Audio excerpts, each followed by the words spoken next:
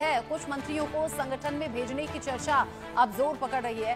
नए चेहरों को मौका मिल सकता है। प्रधानमंत्री नरेंद्र मोदी केंद्रीय मंत्रिपरिषद की बैठक से पहले सभी केंद्रीय मंत्रियों के कामकाज की समीक्षा कर रहे हैं। अगले महीने तक केंद्रीय कैबिनेट में फेरबदल की अटकलें भी लगाई जा रही हैं। कुछ केंद्रीय मंत्रियों को संगठन में भेजने की चर्चा है, तो फिर कुछ नए केंद्रीय मंत्री भी बनाए जाने की तैयारी है। तीसरे कार्यकाल का 1 साल पूरा होने पर सभी मंत्रिपरिषद के मंत्रियों के साथ में बैठक होनी है।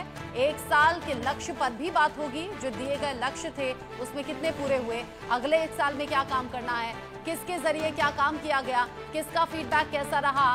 इन सभी तैयारियों के बाद कुछ चेहरे ऐसे जिन्हें संगठन में भेजा जाएगा, कुछ नए चेहरे जिन्हें केंद्रीय कैबिनेट का हिस्सा बनाया जा सकता है। मेरे साथ में इस खबर को लेकर सीनियर एडिटर संजय शर्मा जुड़ गए हैं ज्यादा अपडेट के साथ। संजय, कौन से नए चेहरे हैं जो शामिल किए जाने की चर्चा है और किस आधार पर चेहरों को आगे भेजा जाएगा संगठन में? देखिए, लगभग 1 महीने का वक्त लग सकता है। अगले महीने बड़ा रिशफल हो सकता है कैबिनेट में, मोदी सरकार के कैबिनेट में, क्योंकि प्रधानमंत्री नरेंद्र मोदी हमेशा अपने केंद्रीय मंत्रियों के कार्यों का मूल्यांकन करते रहते हैं। तो इस बार फिर से जैसे ही मोदी सरकार 3.0 का पहला साल पूरा होने जा रहा है, तब सबसे पहले काम शुरू हो चुका है मंत्रियों के कामकाज का आकलन का। तो इस समय प्रधानमंत्री नरेंद्र मोदी और पीएमओ समीक्षा कर रहा है कि किस किस मंत्री ने अपने काम को किस तरीके से अंजाम दिया, क्योंकि प्रधानमंत्री नरेंद्र मोदी ने जब तीसरे कार्यकाल में जब अपने कैबिनेट का गठन किया तो सबसे पहले अपने केंद्रीय मंत्रिमंडल की बैठक बुलाई थी, केंद्रीय मंत्रिपरिषद की बैठक बुलाई थी और सभी मंत्रियों को 1 साल के कामकाज के लिए टारगेट दिया था और तय समय में उनको काम करने के लिए लक्ष्य निर्धारित किए थे। तो ये लक्ष्य निर्धारित करने का समय खत्म हो रहा है, क्योंकि 1 साल का टेन्योर खत्म होने जा रहा है। 9 जून को प्रधानमंत्री नरेंद्र मोदी की तीसरी कार्यकाल का पहला साल पूरा होने जा रहा है। इसके साथ ही समीक्षा का काम शुरू हो चुका है मंत्रियों का। तो नए मंत्री भी लाए जाएंगे। कुछ ऐसे मंत्री जिन्होंने काम ठीक से नहीं किया, उनको हो सकता है कैबिनेट से बाहर किया जाए और नए मंत्रियों को भी लाया जा सकता है। लेकिन हमने हमेशा देखा कि मोदी कैबिनेट में हर बार विधानसभा चुनाव को ध्यान में रख करके कुछ मंत्रियों को लाया जाता है, शामिल कराया जाता है। तो आने वाले दिनों में बिहार में चुनाव होने, इसी साल के अंत में, अगले साल की शुरुआत में ही पश्चिम बंगाल में विधानसभा चुनाव होने, उसके बाद में फिर उत्तर प्रदेश, गुजरात, इन सब राज्यों के विधानसभा चुनाव होने। तो इन सभी राज्यों को ध्यान में रख करके केंद्रीय मंत्रिमंडल में फेरबदल किया जाएगा। लेकिन किस किस चेहरे को हटाया जाएगा, फिलहाल इस पर हमको और स्टडी करने की आवश्यकता है, क्योंकि इसमें देखना होगा कि किस किस मंत्री ने काम ठीक से नहीं किया। इसके लिए हमको 4 तारीख तक का इंतजार करना होगा, जिस दिन प्रधानमंत्री नरेंद्र मोदी ने अपने मंत्रिपरिषद की बैठक बुलाई है। शाम को 4 बजे सुषमा स्वराज भवन में बैठक होगी।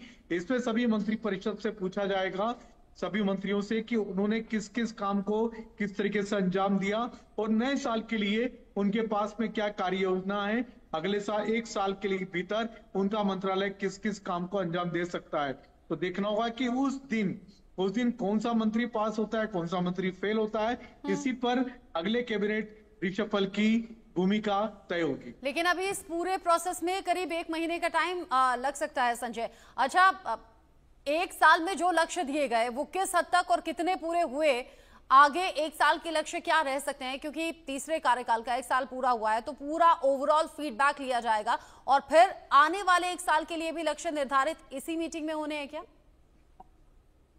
बिल्कुल, प्रधानमंत्री नरेंद्र मोदी ने जब मंत्रिपरिषद की अपनी पहली बैठक बुलाई थी, तब उन्होंने सभी को लक्ष्य निर्धारित किए थे और साथ ही साथ उन्होंने अपने मंत्रिमंडल की फोकस लाइन दी थी। उनका कहना था प्रधानमंत्री नरेंद्र मोदी का कि रोजगार पर ध्यान देना है, रोजगार बढ़ाने पर ध्यान देना है। तो किस किस मंत्रालय ने रोजगार जनरेशन पर ध्यान दिया, किस किस मंत्रालय ने रोजगार कितने जनरेट किए, इस पर भी चर्चा हो जाएगी। और साथ ही साथ मंत्रियों का आकलन भी होगा कि उन्होंने किस तरह से काम किया, क्या कोई गड़बड़ी तो नहीं की। अगर किसी मंत्री के खिलाफ कोई किसी तरह की शिकायतें मिली हैं तो उनके खिलाफ लगातार कार्रवाई होती रहती है।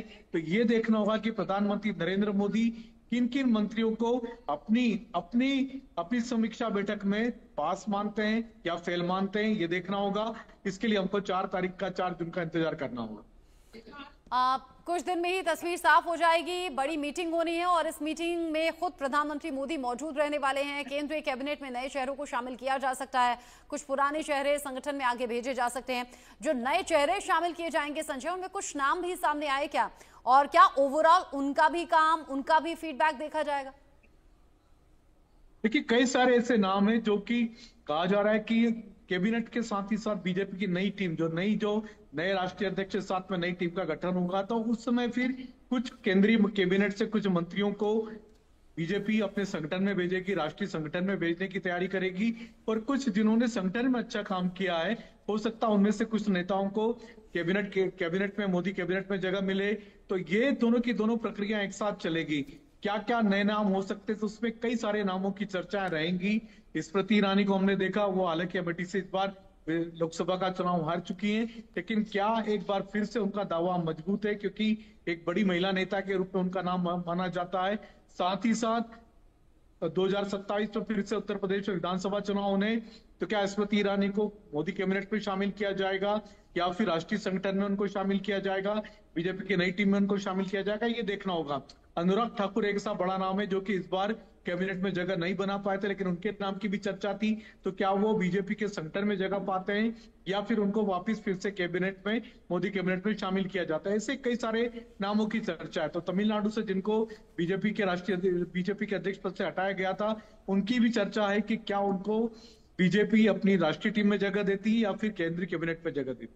ठीक है संजय, नजर आप बनाए रखिएगा। बहुत शुक्रिया आपका ये सभी जानकारी दर्शकों तक पहुंचाने के लिए। संजय बता रहे हैं कि 1 महीने का करीब वक्त लग सकता है।